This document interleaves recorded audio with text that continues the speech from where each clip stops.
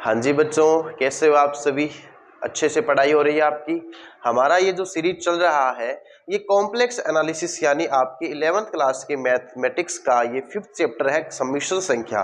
और सम्मिश्र संख्या का हमने अब तक कॉन्सेप्ट प्लस इसके जितने भी इसके पार्ट होते हैं 5.1 से लेके 5.3, फिर इसका एक विश्लेषण जो विविध होता है वो भी हमने कर दिया। हाँ, बस अभी ये बाकी के जो 5 प्रश्न बचे हैं उसके लिए हमने एक शॉर्ट ये हमारी जो क्लास चलेगी उसमें आपके ये जो 500 सवाल इसमें हो जाएंगे, फिर हमारा 5th चैप्टर एकदम से हो जाएगा कंप्लीट, फिर हम बढ़ेंगे एक नए चैप्टर की ओर। ठीक है ना? तो आई होप आपको जो पीछे के कॉन्सेप्ट्स है, कोणांक स्पेशल क्लास है और हमारे जो अभी लास्ट हमारी जो क्लास हुई है उसमें स्पीड बढ़ाने की जो दो कॉम्प्लेक्स को मल्टीप्लाई और अगर नीचे बट्टे से आयोटा हटाना तो कैसे रिमूव करते हैं डायरेक्ट, वो आपने सीखा होगा। ठीक है ना? अब आगे हम कंटिन्यू करेंगे इसके 5 सवाल। उसमें से एक सवाल ये है बच्चों, 16th क्वेश्चन ये कहता है कि x प्लस आयोटा y की घात 3 जो है वो u प्लस आयोटा v के बराबर है और आपको शो दैट यानी प्रदर्शित करना है कि u में x का भाग देंगे और v में y का और उनको जोड़ेंगे तब इतना आएगा। तो भाई साहब करके देख लेते हैं। अरे दिक्कत क्या है? कोई दिक्कत नहीं है, आप इसका होल क्यूब करो। कैसे करेंगे होल क्यूब? सिंपल सा है, इसमें तो कुछ नहीं है। x की क्यूब प्लस आयोटा y की क्यूब प्लस 3x स्क्वायर गुणा y आयोटा प्लस 3x गुणा आयोटा y का होल स्क्वायर और इक्वल में क्या चल रहा है बच्चों? u plus iota v। x cube plus y cube और आयोटा क्यूब, ठीक है ना? प्लस में 3x square y iota plus में 3x y square iota square u plus iota v। बच्चों ध्यान से देखो, आपने क्या किया? a प्लस b का होल क्यूब किया है, ठीक है ना? फिर उस होल क्यूब को करने के बाद आयोटा क्यूब का वैल्यू माइनस आयोटा रख देंगे, आयोटा स्क्वायर का वैल्यू -1 रखेंगे, ठीक है ना? तो x क्यूब प्लस, लेकिन ये प्लस किस में बदल जाएगा? माइनस में। इसका माइनस आयोटा और वाई माइनस आयोटा रखेंगे प्लस में 3x स्क्वायर y के साथ में आयोटा आएगा, ये आयोटा स्क्वायर -1 में बदल जाएगा तो 3x square 3x y square दिख रहा है आपको और इक्वल में u प्लस आयोटा v। बच्चों इसमें रियल पार्ट के पास लेके आओ, इमेजिनरी के पास। तो x cube minus 3x y square plus 3x square y minus y cube के साथ में लगेगा आयोटा, कॉमन ले लिया बच्चों आयोटा, तो u प्लस आयोटा v। क्या करेंगे? तुलना। हवन नहीं करेंगे, तुलना करेंगे, है ना? आपको गाना याद आ रहा है, क्या करेंगे? हवन करेंगे, हवन करेंगे, ऐसा नहीं है। यहाँ पे हम तुलना करेंगे, कंपेयर करेंगे बच्चों। कंपेयर करने से इसका रियल पार्ट किसके इक्वल जा रहा है बताओ जरा? u के। इमेजिनरी पार्ट किसके इक्वल जा रहा है? ठीक है ना, वो है v के। ध्यान से देखो, ये वाला पार्ट v के इक्वल है, ये वाला पार्ट u के इक्वल है। अब हमसे पूछा क्या गया बताओ? एक बार u में x का भाग देना है और एक बार v में y का भाग देना है। तो देखो u में x का भाग देंगे तो x स्क्वायर x क्यूब है बच्चों, यहाँ पे x क्यूब है, ठीक है ना? x क्यूब माइनस का 3x वाई स्क्वायर, ठीक है? उसके बटा में एक बार लगाना है x और एक बार है 3x y square minus y cube और उसके बटा में लगाना है y। बच्चों इसको आगे करते चलो हल। एक अक्स से एक अक्स कट गया, अक्स स्क्वायर, 3x वाई स्क्वायर से x कट गया 3y स्क्वायर प्लस y से y कट गया, कितना आएगा? 3x वाई स्क्वायर से y कटेगा, कितना आ गया? 3x Y.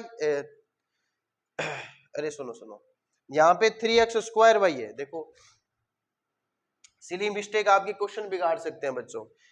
3x square y है, 3x स्क्वायर y है, 3x स्क्वायर y एकदम सही है। तो y हट जाएगा तो 3x स्क्वायर बचेगा। फिर माइनस का देखो, इस y से y क्यूब कितने बार कटेगा? y स्क्वायर बार, ठीक है ना? कितना आया? x square 3x square 4x square, 3y square y square minus का 4y स्क्वायर, ठीक है ना। तो 4 इनमें से क्या आ गया कॉमन, ये आ गया x square minus y square. बताओ ये क्या सेम टू सेम है, इसको क्या लिखेंगे RHS, आपका हो गया प्रूफ। ठीक है, बहुत सिंपल सा क्वेश्चन था, अच्छे से नोट करो वीडियो को पॉज करके।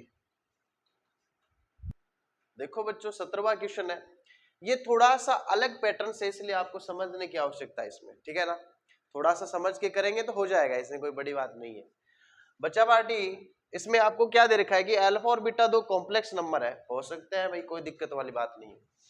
बीटा का मॉडुलस कितना है 1, ये भी पॉसिबल है, कोई दिक्कत वाली बात नहीं, यानी इसका मॉडुलस का वैल्यू 1 है। आपको इसका मान बताना है। आप या तो ये कर सकते थे कि मॉडुलस ऊपर नीचे ब्रेक कर लोगे, लेकिन बीटा माइनस अल्फा का मॉडुलस कैसे निकालोगे, दिक्कत हो जाएगी। तो उसके लिए हमने क्या किया, आपको एक चीज बताता हूं। आपने एक चीज पढ़ी थी कि 1/z का वैल्यू जो होता है ना, z इनवर्स है ना, और 1/z का वैल्यू आप लिख सकते हो, z इनवर्स का मान कितना होता है, z का बार बटा मॉडुलस z का होल स्क्वायर। वज्र गुणा करते ही आपका कितना वैल्यू आ जाएगा, ये z इंटू जेड बार। बताओ ये सही है या नहीं, बताओ सही है, यानी मॉडुलस z का whole square z into z bar के इक्वल होता है। तो बच्चा पार्टी इसी कॉन्सेप्ट का यूज करेंगे, z को अज्यूम करेंगे कि माना z बराबर है beta minus alpha upon 1 minus alpha bar beta.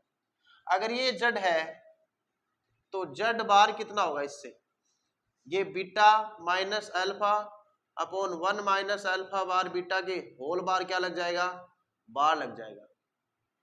तो ये इसके ऊपर भी बार लगेगा, इसके ऊपर भी बार लगेगा, 1 माइनस अल्फा बार के बार लगेगा और बीटा के बार, क्योंकि बार यानी संयुग्मी हर एक के बंट जाता है, जिससे कि प्रसाद बंटता है जागरण के बाद सब में।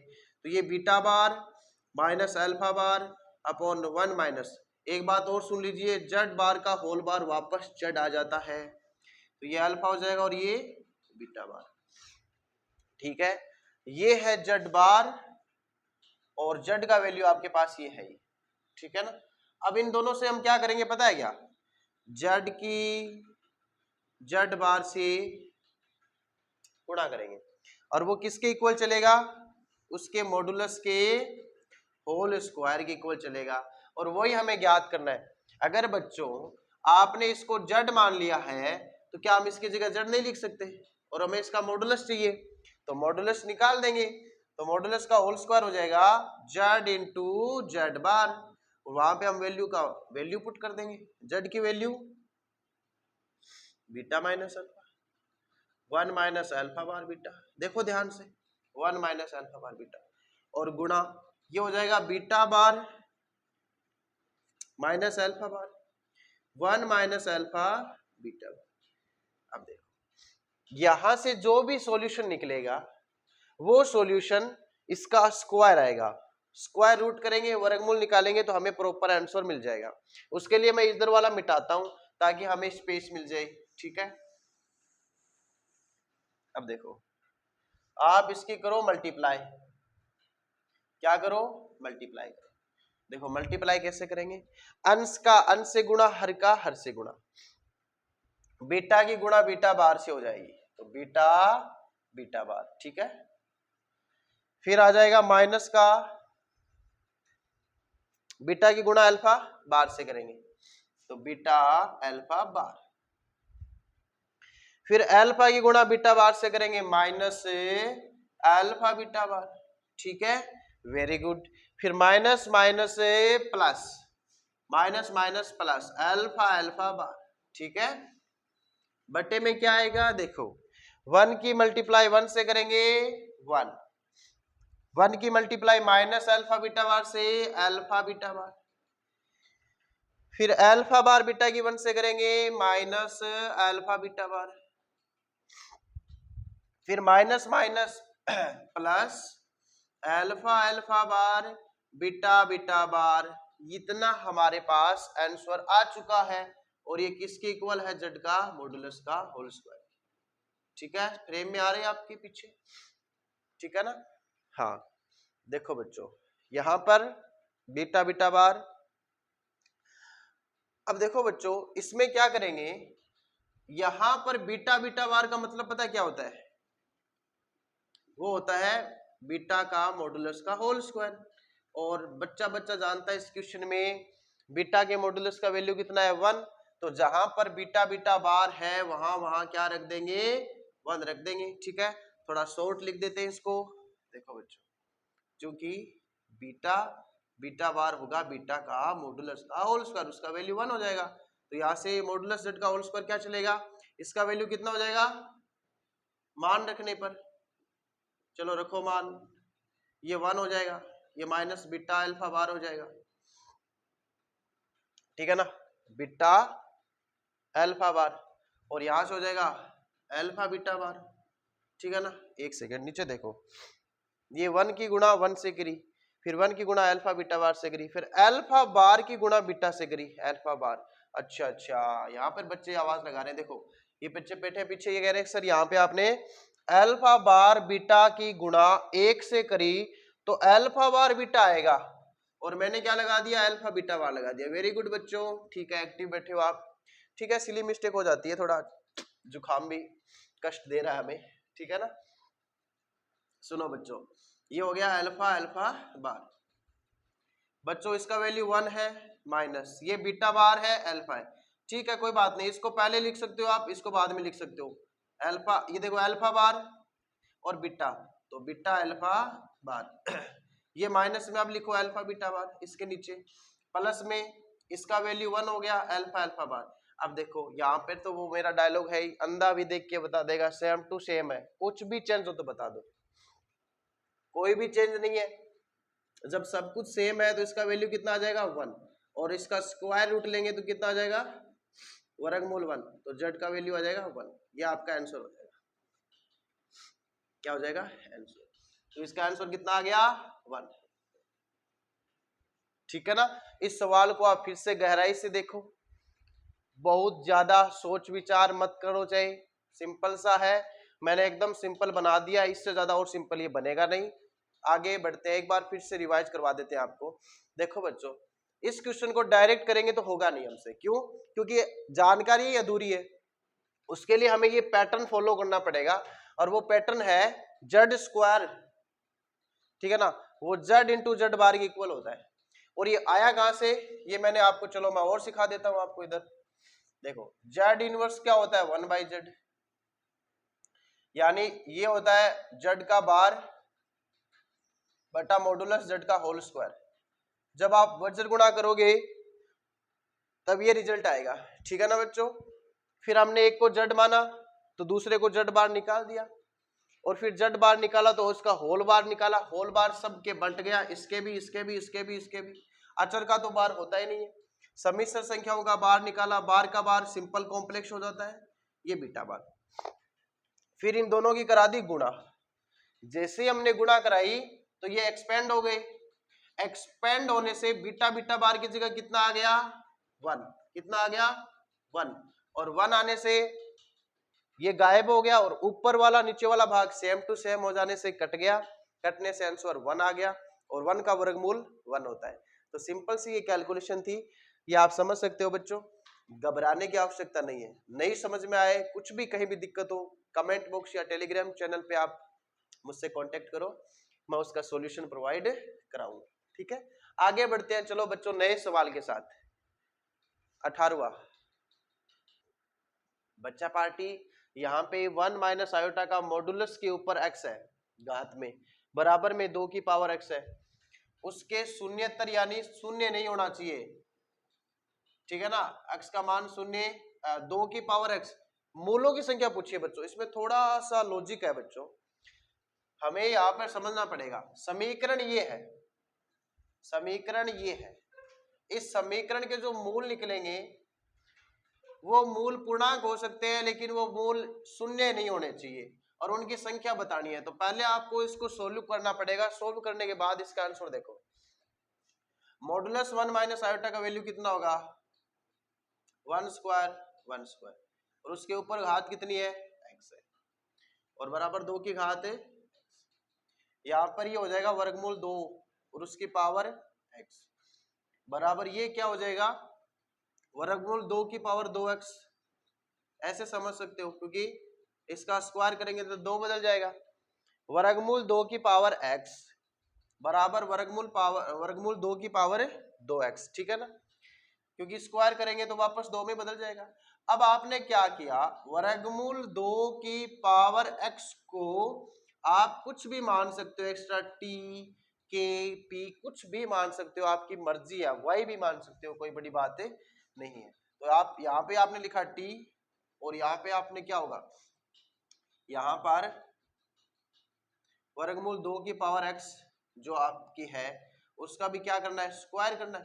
तो इसकी जगह तो आपने क्या लिख लिया, t, तो ये बन गया t का स्क्वायर। पक्षांतरण कर दिया, t स्क्वायर माइनस t बराबर 0, t कॉमन आ गया, t माइनस 1 बराबर 0।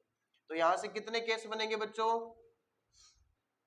यहां से केस बनेगा फर्स्ट कि t का मान 0 हो जाए तो क्या होगा, केस 2 जब t माइनस 1 का मान 0 हो जाए तो t का मान 0 करना है और t का मान 1 करना है।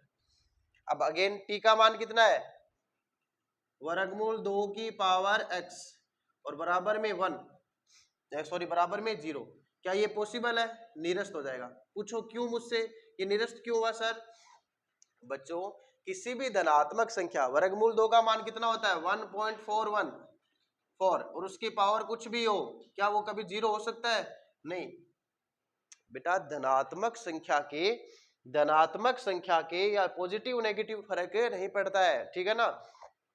उसकी अगर ऊपर x की वैल्यू अगर कुछ है, ठीक है ना, अब x के ऊपर कोई भी एक रियल नंबर हो सकता है, कुछ भी, वो कभी भी 0 नहीं होगा, कभी नहीं होगा, ठीक है ना। तो ये होगा ही नहीं 0, तो ये निरस्त हो जाएगा ये केस। अब देखो t की पावर, t का वैल्यू वर्गमूल 2 की पावर x, उसका वैल्यू कितना लाना है 1। ये कब होएगा, जब x का मान कितना हो 0। भाई आप मुझे एक बात बताओ, वर्गमूल 2 ही क्यों, आप कोई भी रियल नंबर ले लो एक, ठीक है ना, रियल नंबर के ऊपर x है और वह आगे बन रहा है 1, ये कब पॉसिबल है, जब x का वैल्यू कितना है 0, यानी 5 है, 5 की पावर 0 का वैल्यू कब आता है 1, तो यानी इसमें x का वैल्यू कितना आना चाहिए 0, तो यहां से x का वैल्यू आ गया 0 और जो कि क्या है शून्य, तो बताओ ये शून्यतर थोड़ी है, ये तो पूछा शून्यतर, यानी 0 के बराबर नहीं आना चाहिए। देखो इससे तो x के मान निकले नहीं, इससे तो x के मान निकले नहीं, और इससे जो x का मान निकला वो शून्य निकला, और पूछा है शून्य के अलावा कितने मूल है, तो भाई साहब बात कुछ ऐसी है, इसमें तो मूल है ही नहीं, इस वाले केस में इकलौता मूल निकला और वो ही शून्य निकल गया, शून्य हमें छोड़ना है, तो इसमें मूलों की संख्या कितनी आ गई 0, कुछ भी नहीं हासिल हुआ, कुछ नहीं, यानी एक भी ऐसा मूल नहीं है जो शून्यतर है, इसका एकमात्र हल है और वो हल है 0, क्या है 0। तो ये आप समझ सकते हो इस क्वेश्चन को। आगे बढ़ते हैं बच्चों एक नए प्रश्न के साथ, ठीक है ना। आइए मिलाते हैं आपको एक इस सदी का सबसे घटिया मजाक से, ठीक है ना। ये सबसे घटिया मजाक इसलिए बच्चों की आपको एक इक्वेशन दे दी एक लंबी चौड़ी डराने के लिए, कुछ बच्चे तो 50% बच्चे तो डर जाते हैं, डरने की वजह से सवाल नहीं हो पाते, सवाल इजी होता है लेकिन उनमें डर बैठ जाता है, पता नहीं सवाल का आंसर कैसे होगा। डर हटाओ, डर के आगे सवाल है, हल हो जाएगा। a plus iota B C plus iota D E F G H बराबर ए बी है, आपको ये सब कुछ लाना होता है।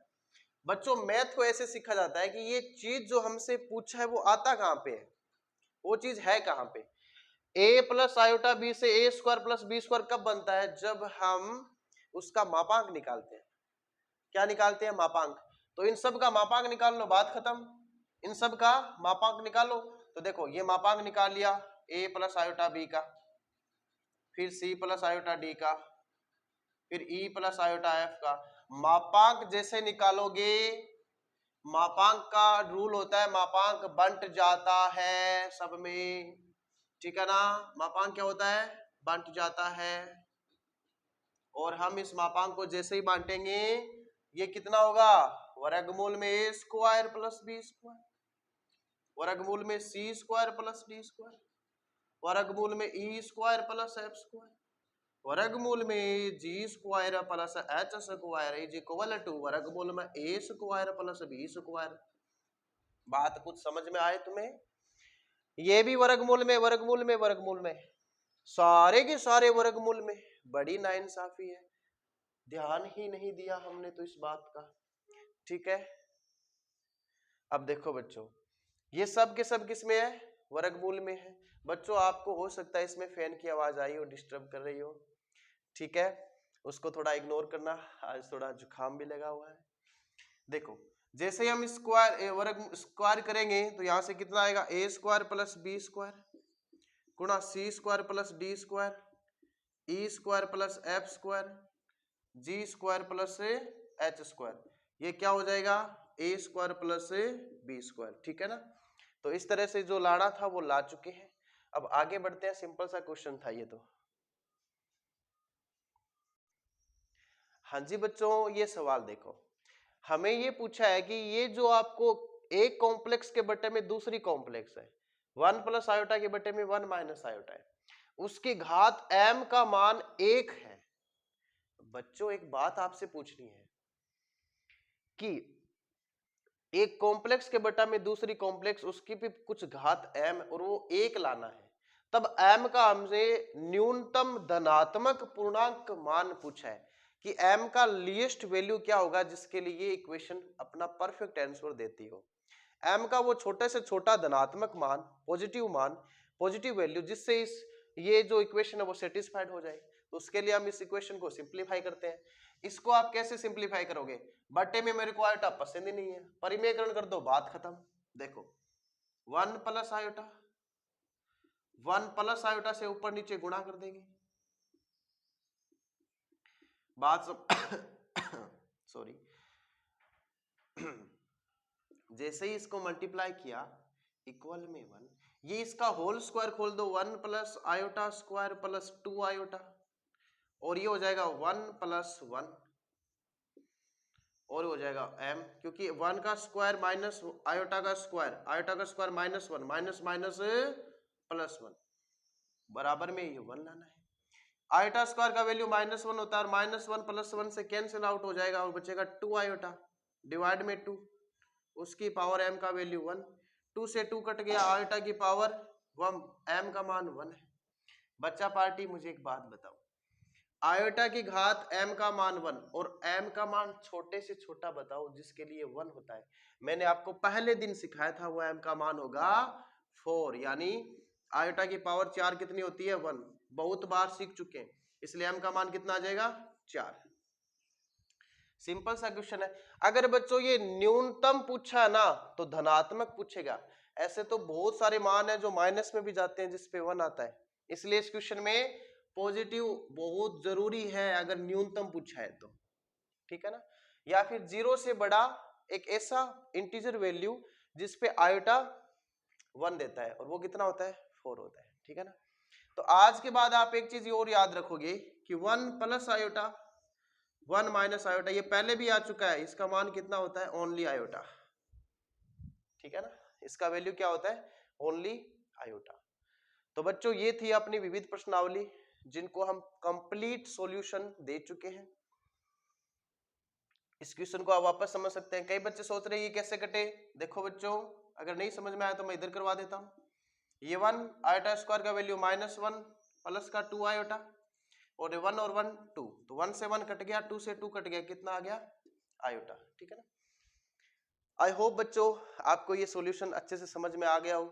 हमने सम्मिश्र संख्याओं का 0 से लेकर यानी कंप्लीट, जहां तक सम्मिश्र संख्या अपनी एनसीईआरटी में है वो अपना कंप्लीट सॉल्यूशन हम प्रोवाइड करवा चुके हैं, और मुझे उम्मीद है कि आपको ये पूरा समझ में आया होगा। ठीक है ना? कोणांक स्पेशल क्लास आप जरूर लेवें, क्योंकि उसमें थीटा को बहुत अच्छे से डिफाइन किया है। चारों के चारों कोऑर्डिनेट में थीटा अलग अलग होता है। एक क्विक रिवीजन में भी इसी के साथ मैं ऐड कर देता हूं, छोटा सा रिवाइज करवा देता हूं आपको सम्मिश्र संख्या का। देखते हैं, चलो इसको आगे बढ़ाते हैं अपन। देखो बेटा ब्रो, बात सीधी सी है, या अभी तक आपा जो पढ़ाई करी बात सम्मिश्र संख्या आपा पढ़ ली, सवाल सारा कर लिया, कॉन्सेप्ट सीख लिया, सूत्र याद कर लिया, सब कुछ कर लिया। ठीक है ना? प्रश्नावली पूरी हल में करवा दिया था ने। अभी मैं जो आपको करा रहा हूं ना वो उसका रिवीजन है, ध्यान से सुनना सभी, एक साथ रिवीजन करेंगे। कोई भी सम्मिश्र संख्या z जो होता है वो x प्लस आयोटा y की फॉर्म में होता है। यहां पर x और y दोनों के दोनों रियल नंबर होते हैं। क्या होते हैं? Real number. आयोटा क्या होता है? आयोटा का वैल्यू है वर्गमूल में -1, वर्गमूल में -1। ठीक है, पहली बात तो आपको इसमें डिफाइन करना है कि x और y क्या होते हैं। आयोटा का वैल्यू कितना होता है? रूट में -1। दूसरी बात जो आपकी सीखनी है वो ये सीखनी है कि सम्मिश्र संख्या एक बिंदु को रिप्रेजेंट करती है जिसमें वास्तविक भाग x है और काल्पनिक भाग y है। यानी रियल पार्ट इसमें, रियल ऑफ z वो x होता है, इमेजिनरी पार्ट जो होता है वो इसमें y होता है। दूसरा बात जो आपको सीखना है, सम्मिश्र संख्या एक कार्तीय निर्देशांक तल में एक संख्या को रिप्रेजेंट करता है जिसमें भुज होता है, वास्तविक भाग कोटि होता है y। ठीक है, तीसरा भाग जो आपको सीखना है वो होता है z का बार, वो होता है इसका कॉन्जुगेट, आयोटा का चिन्ह बदलना होता है x माइनस आयोटा y। और फिर चौथी बात जो आपको इसमें सीखनी होती है वो होता है इसका मापांक, और मापांक होता है मूल बिंदु से उस संख्या की दूरी, और दूरी हमेशा धनात्मक होती है, वो होती है x² प्लस y²। पांचवी बात जो आपको इसमें सीखने को मिलती है वो होती है उसका व्युत्क्रम, और व्युत्क्रम आपको पता है व्युत्क्रम का मतलब होता है 1/z, और परिमेयकरण करने से इसका वैल्यू आएगा z का बार बटा यहाँ पे मापांक का होल स्क्वायर। ये फॉर्मूला मैंने आपको सिखाया था। यहीं से एक फॉर्मूला और निकल के आएगा कि z का मॉडुलस का होल स्क्वायर होता है z इंटू z बार, जिससे आपका विविध का एक क्वेश्चन है बीटा बार वाला, बीटा का मॉडुलस 1 होता है और अल्फा और बीटा दो सम्मिश्र संख्याएं होती है। हमने लास्ट क्लास में किया था, हो सकता है वो इसी क्लास में किया हो, वो हमने सोल्व इससे से किया था। छठी बात जो आपको सीखनी होती है आयोटा की पावर, आयोटा की पावर या फिर घाते। वो सिंपल सा कॉन्सेप्ट है, सुन लो। अगर आयोटा की पावर, पहले तो आयोटा की स्क्वायर -1 होती है, पहले तो ये सीखो। दूसरा, आयोटा की पावर अगर 4k+1 है तब तो उसका वैल्यू आयोटा होगा, और आयोटा की वैल्यू 4k -1 है तब उसका वैल्यू माइनस आयोटा होगा। ये आपको समझना जरूरत है। ठीक है, 4 के पहाड़े से अगर एक ज्यादा चल रहा है तो उसका वैल्यू प्लस का आयोटा, 4 के पहाड़े से अगर एक कम चल रहा है तो माइनस का आयोटा, और 1 आयोटा के वैल्यू माइनस आयोटा होती है। ये भी आप सीख के चलो, 1 आयोटा की वैल्यू माइनस आयोटा। अगर कहीं पे आपको 1 प्लस आयोटा 1 माइनस आयोटा दे दे तो उसका वैल्यू आयोटा, क्या दे दे? आयोटा। ठीक है, ये आपको समझने की आवश्यकता है। ये सब हमने इस प्रश्नावली में पढ़े थे। अब एक चीज बच गई इसमें कोणांक, वो मैं इसको मिटा के वो और समझा देता हूं। घातों का जिक्र हमने अच्छे से किया है, बहुत अच्छे से। दो सम्मिश्र संख्याओं का गुणा भाग और मॉडुलस कैसे बंटता है वो भी हम अब नेक्स्ट कराता हूं मैं आपको, एक बार आप इतना नोट कीजिए। हाँ जी बालकों बालिकाओं, एक चीज आप ये और देखिए, आयोटा की पावर मैंने आपको बताई दी, ठीक है ना। अब एक चीज और आप देख लीजिए कि अगर आपको किसी का z बार दिया हो, और मतलब मान लीजिए z कुछ ऐसा है, z1 गुणा z2 plus z3 minus z4 बट्टा z6। अगर इस z का बार लगाना तो बच्चों एक एक को बार लगा दो, चुन चुन के, छोड़ना नहीं है किसी को भी, किसी को भी छोड़ना नहीं है। बार हमेशा बंट जाता है, जैसे जागरण के बाद में प्रसाद बंटता है। खाए हो ना, सभी ने खाए हैं, कोई नहीं छोड़ता है। ठीक है ना। उसके बाद में आपका अगर मॉडुलस की बात करूं, वो थोड़ा सा आपको समझने की जरूरत है। कैसे करेंगे देखो, उसकी प्रॉपर्टी, मान लीजिए कोई z1 है ना, z1 प्लस z2 या फिर जोड़ बाकी के रूप में दो सम्मिश्र संख्या दे रखी है। अगर आपको उसका मॉडुलस निकालना हो तो ये ऐसे नहीं होगा, ये बात असत्य है बच्चों। मतलब ऐसे तो होगा, मतलब ये तो होगा कि ठीक है, लेकिन वो बंटेगा नहीं, वो बंटेगा नहीं, ये बात क्या है? असत्य है। ये कभी नहीं होता जैसे कि आपका बार में बंटता है। इसमें क्या होगा, अगर ये कोई सम्मिश्र संख्या दो सम्मिश्र संख्याओं के गुणा में या भाग में है तो आप क्या कर सकते हो, मॉडुलस इसका बंट जाएगा, ये सीखने वाली बात है, बस इतना अगर आपको कंफर्म हो गया है तो आगे बढ़ते हैं। इनको आप बांट सकते हो, इजीली बांट सकते हो, डिफाइन कर सकते हो, ठीक है ना। चलो आगे बढ़ते हैं। आप देखो इसमें एक इंटरेस्टिंग बात और सिखाता हूं बच्चों कि जड मान लो x प्लस आयोटा वाई है, ठीक है ना। तो जड बार होता है कि एक्चुअल में उसका आयोटा का चिन्ह बदल जाता है। ये एक्चुअल में क्या है ये समझो। अगर मान लो कि आपका ये x कोमा वाई है और ये जड को रिप्रेजेंट कर रहा है, ठीक है ना। जैसे ही आपने जड बार किया, इसमें y नेगेटिव चला गया, x पॉजिटिव, ये इसके ठीक नीचे मिलेगा हमें, ठीक है, नीचे मिलेगा x कोमा माइनस वाई। यानी ये है इसका दर्पण प्रतिबिंब होता है किसी भी जड का। जड बार किसी भी जड का एक्स एक्सिस में, रियल एक्सिस में दर्पण प्रतिबिंब होता है। और इसका मॉडुलस, इसका ये मैग्नीट्यूड इक्वल है। इसका मतलब ये वाले कोण सॉरी, ये भुजाएं बराबर है तो इनके संगत कोण भी क्या होंगे, बराबर। तो ये एक समद्विबाहु त्रिभुज बनेगा और ये इसका मध्य बिंदु होगा और ये इसका दो बराबर भागों में बांटेगा। तो ये एक अच्छा डायग्राम बनता है। इसका हमें एरिया पूछा जाता है। ये तो खैर कॉम्पिटिटिव मैथ हो गई। चलो अभी हम क्या करेंगे, अब इसमें आपको थोड़ा और रिवाइज कराएंगे। देखो क्या कराएंगे। अब बारी है कोणांक की। किसकी बारी, कोणांक। कोणांक यानी आर्ग्यूमेंट, यानी थीटा। थीटा का मतलब कोई भी सम्मिश्र संख्या जो बिंदु है x, y, वो धनात्मक अक्ष के साथ कितना कोण बनाती है। अगर उसकी दिशा ऋणात्मक दिशा है तो वो ऋणात्मक अक्ष से कितना कोण पे झुकी हुई है। ये वैल्यू होता है वो माइनस पाई से बड़ा होता है और थीटा का मान हमेशा पाई के बराबर या पाई से छोटा होता है। ये क्यों होता है, ये सब कोणांक स्पेशल में करवाया हुआ है। मैं आपको चारों क्वाड्रेंट की बातें लिखा देता हूं। एक काम करता हूं, ऐसे ना लिखा के एक ऐसे बना देता हूं। इसमें 4 क्वाड्रेंट बनेंगे। चारों क्वाड्रेंट में 4 जड़ ले लेता हूं। ये जड़ 1 है। अगर ये थीटा आपसे पूछे ना तो डायरेक्ट इसका आंसर हो जाएगा, थीटा का मान हो जाएगा tan inverse modulus y upon x। बच्चों यहाँ पे चिन्ह नहीं रखने हैं, डायरेक्ट मान रखना है। ये मैं आपको पहले रिपीट कर देता हूं, प्लस माइनस का कोई फर्क नहीं पड़ेगा। अगर मान लीजिए कि कोई z2 इधर है तो इसका जो थीटा को यहां से लेके ये वाला होगा और इसका जो वैल्यू होगा वो होगा pi minus tan inverse modulus y upon x, ठीक है ना। और ये कैसे आया, क्यों आया, इसका जिक्र मैंने कॉन्सेप्चुअल क्लास कोणांक स्पेशल में करी हुई बात है, ठीक है ना। अगर मान लीजिए कोई फोर्थ क्वाड्रेंट में है तो थीटा नीचे की तरफ होगा बच्चों और वो होगा माइनस थीटा होगा। क्या होगा, माइनस थीटा। यानी वो माइनस, अगर ये दिशा ऋणात्मक होती है तो इसमें हम माइनस का यूज करेंगे चिन्ह का, minus tan inverse modulus y upon x। और उस क्लास में मैंने मॉडुलस न लगा के ऐसे कहा था कि चिन्ह मत लिखना, ऐसे स्पेशली नोट बना के लिखा था कि ऐसे फॉर्मूलों में चिन्ह नहीं लिखने हैं। अगर चिन्ह लिख भी देते हो तो उसके लिए आपको थोड़ा दिमाग लगाना पड़ेगा। मैंने एक दो क्वेश्चन में चिन्ह लिख के भी दिखाया था पहले, उसमें थोड़ा सा आपको माइंड से सोचना पड़ेगा कि हाँ कि ये क्वाड्रेंट में है तो ये आपको ये साइन बनाना पड़ेगा। अब झंझट ही नहीं रखना, सीधा सीधा मॉडुलस लगाओ, बस ये ध्यान में रखो। और अगर थर्ड क्वाड्रेंट में है तो थीटा नीचे से इस तरफ चलेगा, इसके माइनस लगा दो, बस बात खत्म।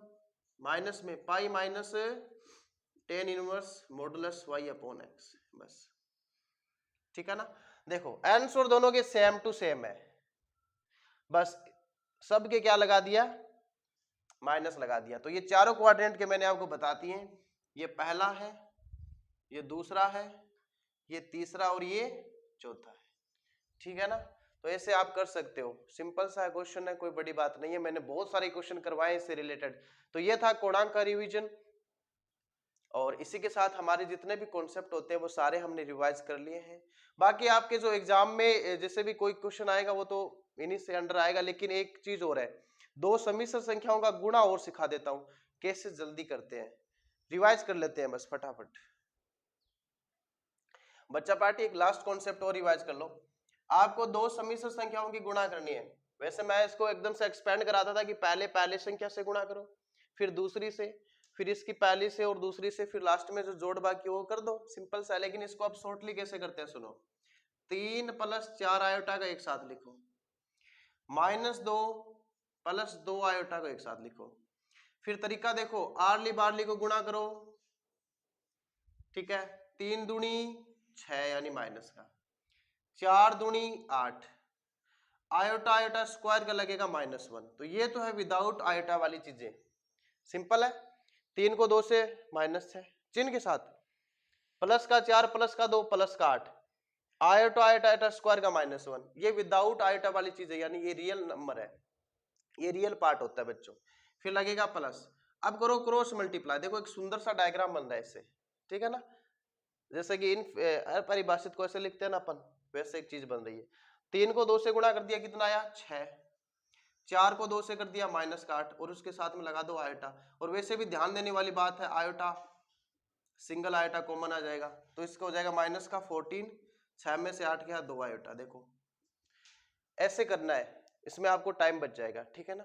ऐसे आप बहुत सारे क्वेश्चन प्रैक्टिस कर सकते हो। तो आई होप बच्चों लोग आपको ये समझ में आया होगा, खूब एंजॉय फील किया होगा, क्योंकि इस तरह से जब आप क्वेश्चन कोशिश करते हो, क्वेश्चन हल हो जाए तो आपको बहुत खुशी मिलती है, ठीक है ना। तो मिलेंगे, अब ये सम्मिश्र संख्याओं का हो गया चैप्टर क्लोज, मिलेंगे एक नए चैप्टर के साथ, एक नई क्लास के साथ, एक नई पॉजिटिव एनर्जी के साथ, ठीक है ना। तब तक बच्चों पढ़ते रहिए। जय हिंद, जय भारत। और एक विशेष सूचना, हमारे यशस्वी प्रधानमंत्री जी भारत देश के, उन्होंने अभी क्या घोषणा करी है, चंद्रयान 3 चंद्रमा पे जहां लैंड हुआ है, उस जगह का नाम शिव शक्ति रखा है, ठीक है ना। और शिव शक्ति, और अभी हमें आगे भी बहुत सारे ऐसे प्रौद्योगिकी के लिए बहुत सारे ऐसे यान भेजे जाएंगे, ठीक है ना। उनके लिए भी हमें इसरो को बहुत ज्यादा शुभकामनाएं देंगे, और भविष्य में हमें और ज्यादा टेक्नोलॉजी में इजाफा हो, प्रोग्रेसिव भारत बने, और एक विकसित भारत के रूप में हमारी पहचान मिले। यही हमारी शुभेच्छा और शुभकामनाएं रहेगी हमारे वतन के साथ। तो मिलेंगे बच्चों एक नई क्लास के साथ, ठीक है ना। तब तक आप पढ़ते रहिए, बी कॉन्सेप्चुअल।